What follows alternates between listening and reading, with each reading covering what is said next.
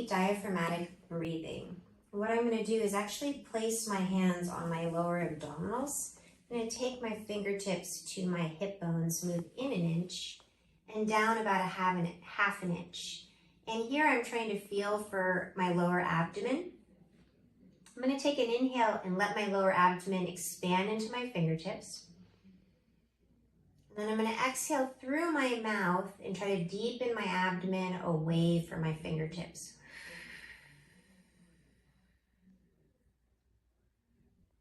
So this is deep abdominal breathing. On the exhalation, I'm trying to facilitate my lower abdominal contraction. Inhale, belly expands. Exhale, belly draws down and in.